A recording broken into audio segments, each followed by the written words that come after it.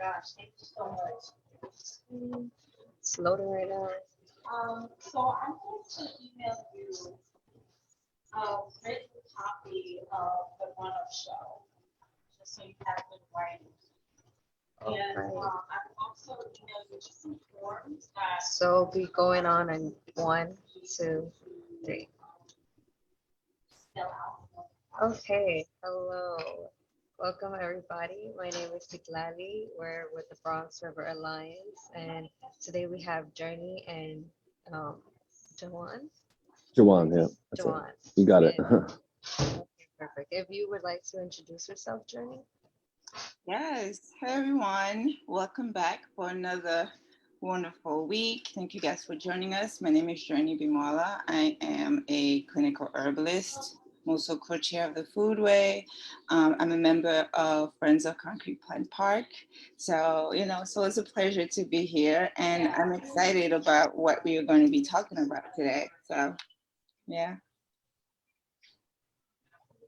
And Jawan, can you introduce yourself for me? Sure. Hi. Yeah. So I'm Jawan. I was a volunteer with the Bronx River Alliance for about a year and a half, with the Foodway and helping out the conservation crew and clearing debris from the river. I also was involved in some water testing of the river through different avenues of the Bronx River Alliance, and now I have been hired. So I'm working for the BRN, the conservation crew. Earlier, we just I was telling Citlalli we planted 100 trees in the South Forest near in the Bronx Park.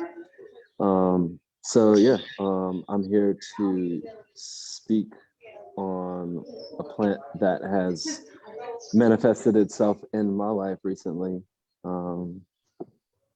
And yeah, should I start now or? Yeah, I could share the screen real quick just to have the slide up. But yeah, you could start introducing it while I pull it up. I can't hear you. Sorry.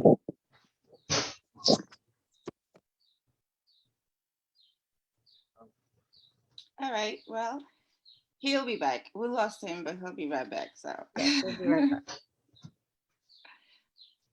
But in the meantime, I could still pull up the picture Yeah. right here. Okay. So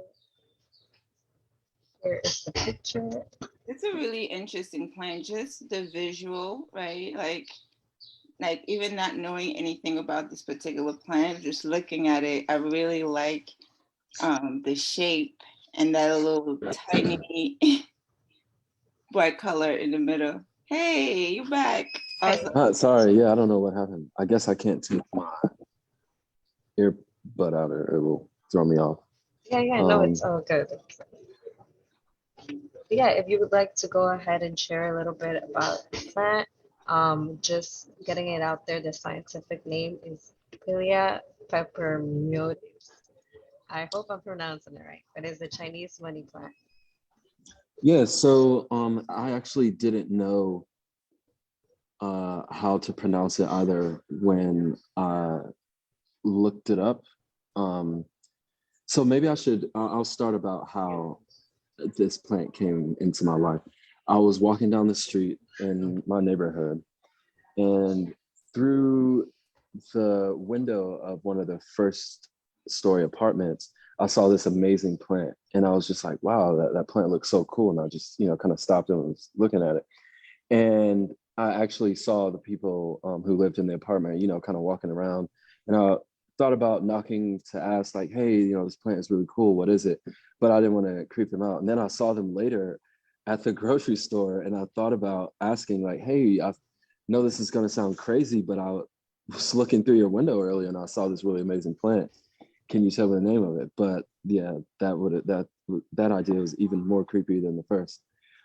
So I was able to describe this plant to someone, and they told me, Pilea pepperomioides. And I looked it up, and I found out it was called the Chinese coin plant or the Chinese money plant. And it also has a few other nicknames: the pancake plant, the UFO plant, or a missionary plant. And The UFO plant is kind of obvious. You can see this plant does look a little futuristic, and it does look like, you know, some vegetarian pancakes as well. The interesting name to me was the missionary plant. And upon doing further research, I discovered that it was called that because it was brought to Europe from China in 1946 by a Swedish missionary. And so he brought some cuttings of that plant back to Europe.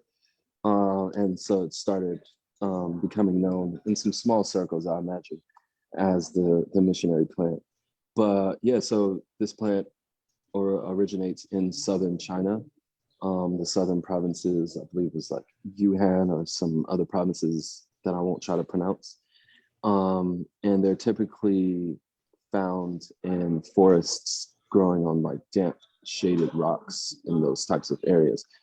Interestingly enough, in the wild, in its natural habitat, this plant is endangered, but it has recently become highly sought after and highly commercialized. So you can find them at any, I would say, trendy or hip botanical market or plant store, because I think maybe it's the law of attraction, but once I started seeking them out, I felt like I started seeing them everywhere. And I actually have one, the one that's in the window there next to the log with the watches on it. And that one was given to me as a present. I saw someone with it and I was like, wow, you know, I was just fawning over it.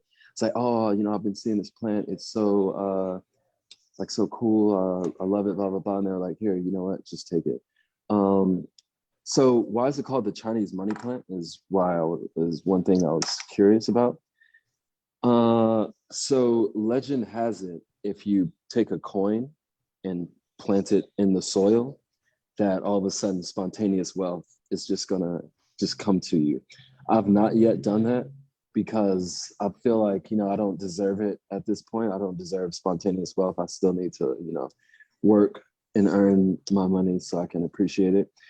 But if these bills keep coming in like they're coming in, I'm gonna have to plant some coins and see if that will change my situation a little bit.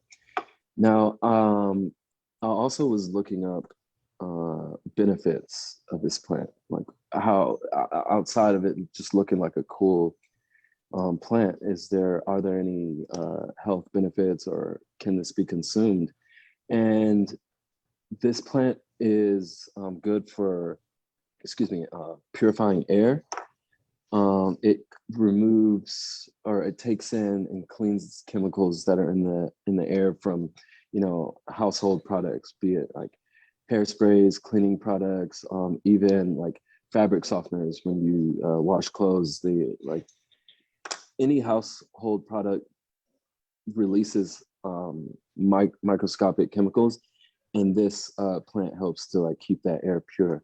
Now, how many do you need to keep that air pure? You know, I don't know, but one is doing the job, and you know, I can only imagine that the more you have, the more pure the air will be. And I was interested in whether or not the Pilea peperomioides, or the UFO plant, was edible. It is non-toxic.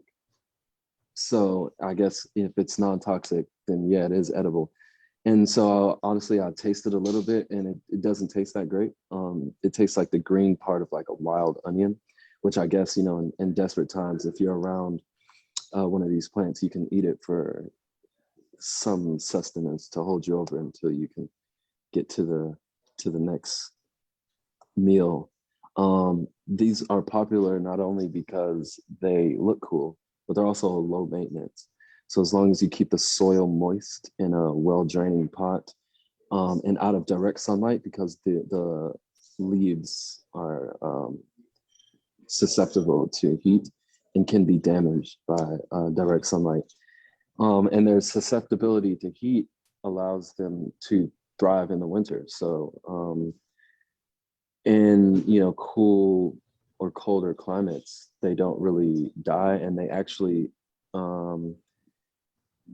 colder temperatures encourage blooming when warmer weather comes around, because I guess it's I don't know the scientific reasons or why this happens, but it yeah, encourages blooming, and they bloom small white flowers, and in some parts of Hawaii they bloom pink flowers.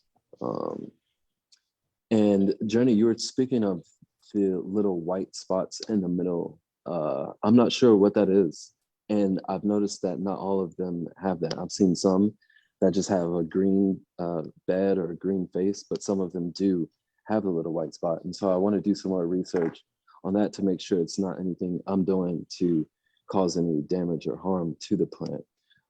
They're easy to propagate as well. You can take, if you take um, the stem right at the base or like one of the nodes from the trunk, you can plant that and those will sprout easily. So like I don't encourage stealing, but if you ever see one in a shop and you know maybe one fell off, or if you can discreetly pop one off, then there you go, you've got it new. I'm joking, please don't do that. So one thing that I do love about this is, if you've ever noticed or if you've ever seen like a picture of people like at a club, like everyone's dancing, but it's like a still shot. So this plant looks like a still shot of just like action. Right? It looks like there's a lot going on.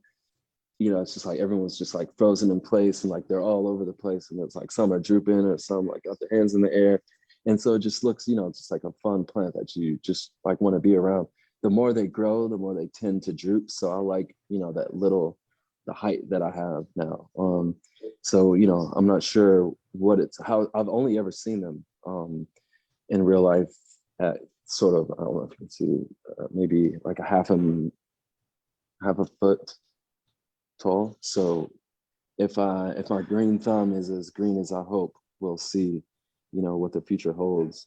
And so I was asked to speak on a little as to why this plant is grounding to me. And if so, I spoke earlier on how one of the names of this was the UFO plant, and it does look sort of futuristic. And these days, there's a lot of space talk and like people wanting to go visit space and like go to Mars, and like everyone's so interested in what else is out there.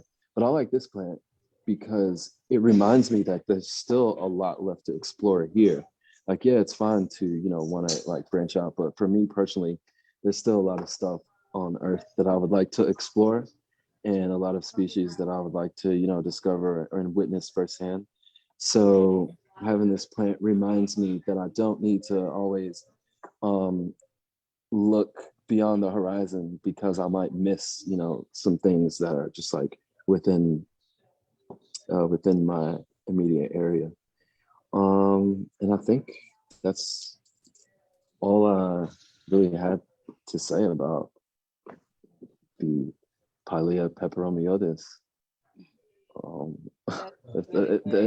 It is a fun plant to say that. I like this plant. I've never seen this plant before until I was sent a picture of it earlier this week. So that whole futuristic thing you're speaking of, I can see that. I'm used to the other money plant. No, you know The tree with the braided, yeah. Yes, yes, yes. So I was just like, oh, okay, there's this one. So I definitely see that looking at it. And I like what you said about, you know, looking at the horizon because it's futuristic. And every time, like, there are plants, whether it's the wild one or the one that we have in our home, there's always lesson. I feel like these plants teach us, or they bring something, or they help us to focus on something. And when you talked about how because it's a money plant, and you know there was the tale of putting the coin, you know, buried underneath, and then you have all of these things, and then you say something like, you know, maybe something about you not being deserving of it, right? But then you have the plant, like the way it came to you, right? It's like it called on to you, you took notice, and you had to get it, you got it, And then it's like, because it looks futuristic, it makes you think about the future, you know, looking is like guiding you of where to look. You know what I mean? If you paid attention to, you know, looking out to the horizon, it's futuristic. Make you think about the future, what you want in your future. And anything we want in our future start with what we're doing in our present, right? Because the present dictates what is a tomorrow. So I really like that. I also read that some people, what they will do outside of just planting the coin in is just meditating because of the shape of the leaves of the plant. And as they're meditating and visualizing, they're visualizing coins, you know, as they're looking into the plant. So I found that to be very, very interesting. Now, when it comes to the benefit of this plant, outside of what you mentioned, Pilea, it's a species of plant that there's many different types of Pilea, and it is beneficial beyond just the outer part. It is something that is edible, right? It's non-toxic, and usually if they say non-toxic when you look up online, it means that it's edible for humans. It's also stated, but like you say, the taste may not be a taste that you find pleasant. It may not be a taste that you find tolerable, right? And what I found is that this plant is antioxidant, has a lot of antioxidants, antimicrobial activities for it. It has been used for treatment of infertility, inflammation, bacteria infection.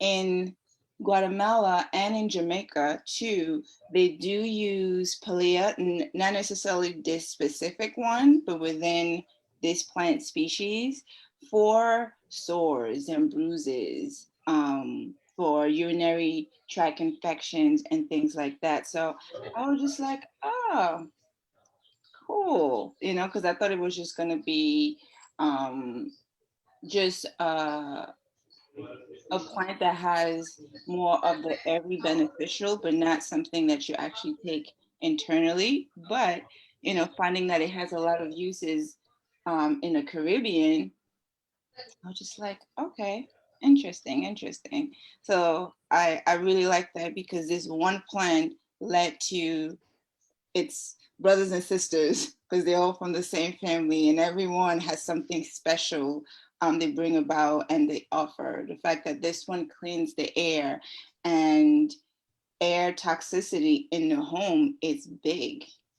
We spend a lot of time indoor and sometimes we think like the outside air is more toxic than the indoor air, and that's not the case. Indoor air is way more toxic than the air outside. So having a plant indoor that has this property of clearing up, you know, all of the leftover molecule from the spray, like you mentioned, that's also a really good way of looking at after your health.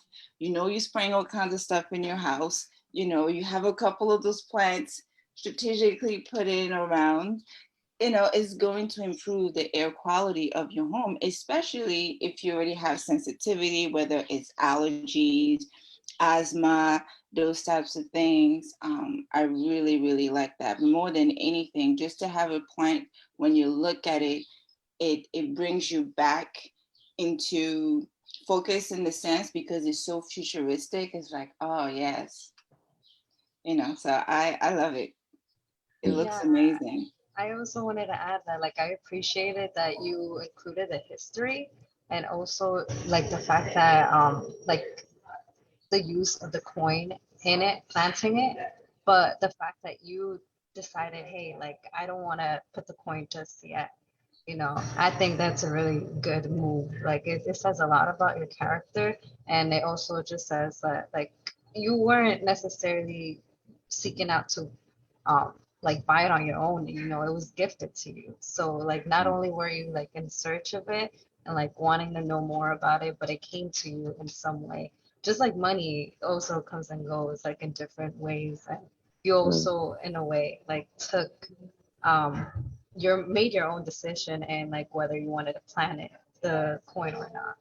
And also just adding on to like cleansing the air, like it also cleanse yourself. I know I also read with like it helps a lot with anxiety or stress, and some people even put it besides their bed. Um, so like to cleanse your body, and like also some rays from like Wi-Fi routers, for example. But yeah, I think this is a really cool plant. So thank you so much for like bringing in this plant. It's pretty cool. No, and thanks for having me. Um, it was fun to speak about, and the research was fun. And also, I know in the photo that the plant is on a windowsill, but I keep it out of direct sunlight. It's not. I moved it there just to give it better lighting, but it's nice. It's above my bed. Um, and as what you said about it helping with anxiety, yeah, it definitely makes me feel peaceful looking at it because I don't know, and like you said, the law of attraction, it's kind of just like came to me. I walked by it, I saw it, I didn't know what it was, and now I have one, and now I'm telling other people about it, and it's just, you know, funny how these things work. Yeah, because I've Yeah. always seen it around as well, but like I never like took initiative to go out and like buy it. I also have the money tree, like that's like the one that I've mainly heard of.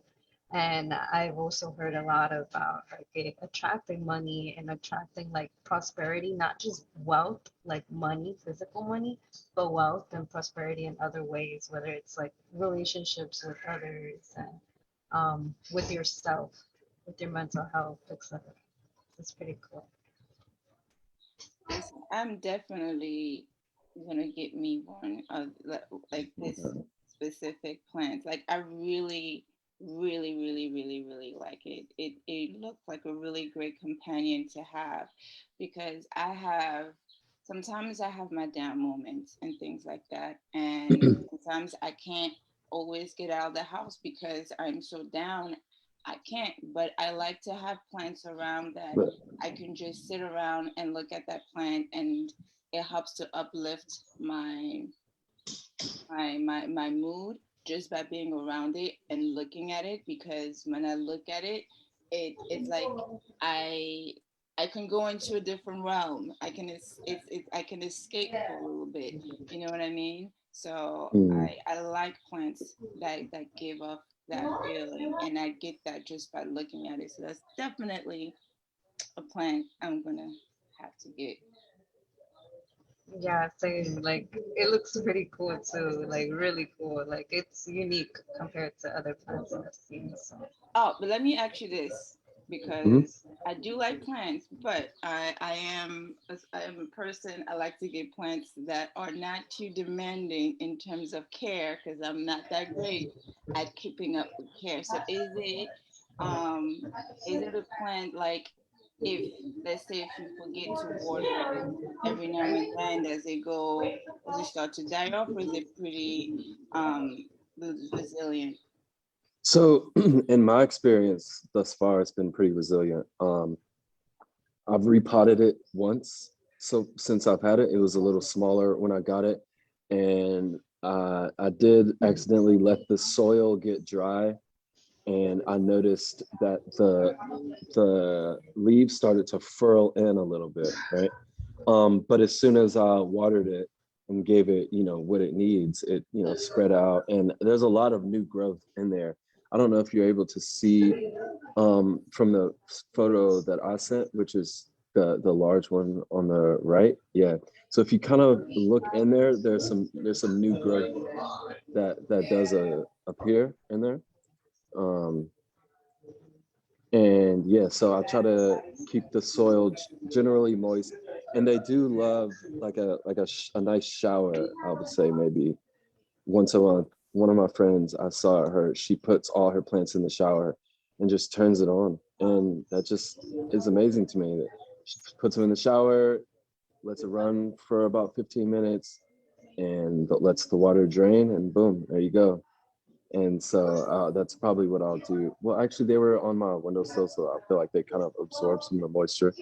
And then I got it. I watered them yesterday. But yeah, just keeping that soil moist and keeping it in a well draining pot. So if it's in a pot that doesn't have a hole at the bottom, it'll saturate the roots and the roots will rot out. And so that can't happen based on what I was um, based on what I discovered. I think you're on mute, Journey. It's not a hard to take care of plant thing, right? Right. Yeah. So it's low maintenance, very low maintenance. Okay. Okay, I could deal with that. I could deal with that. I just don't like, the super complicated plans, like, every other whatever hours, or it's like very specific. If you're too specific, I'm like, yeah, it's just not gonna work. Yeah. So, and I actually, it's funny because I got a Venus flytrap a couple of weeks ago that I've never seen in real life. And each of the guys at the flower shop gave me like different care techniques, and I was like, okay, now this is starting to get a little overwhelming. I'm just gonna keep the soil moist. Like if there are no gnats and flies in my room, how do I feed them? Right? So like I try to keep a gnat and fly free environment for my own personal peace of mind. So I'm not sure how that's going to work. But yeah, this is definitely low maintenance, keeping that soil moist. I've never even seen these people water it. Not that I'm hanging out outside their window all the time. Hey, trying to get some like care tips. But everything I've discovered, all of the websites seem to highlight they seem to emphasize the fact that yes, low maintenance. And it's very trendy. It's like being swept all over, like social media. And as I said, I'm starting to see them in a lot more flower stores and like botanical markets. Yeah, yeah, I like that. I like that shower tip too. You like what now? The shower tip. Yes, yeah, for Yeah. sure. And yeah, no, I mean, because it's essentially, rain. But the only thing about that is I don't know if the tap water is good for them. So I tend to give them filtered water. So if you can put some sort of filtered water in a pitcher and do the showering effect still, that may be up, because I would hate to, think I'm helping the plant out. I'm like, oh, you guys are gonna love this, and boom, now I've just contaminated the soil with chemicals and no more Pilea peperomioides. Yeah. Yeah. Again, like I just want to say thank you. Thank you for your time and for bringing in such a great plan to talk about. I'm definitely gonna go and like buy some like for my mom and for myself. So yeah, thank you so much. And then I'll see you guys like I'll talk to you guys later. And thank you everybody for hopping on the call. And see you next week.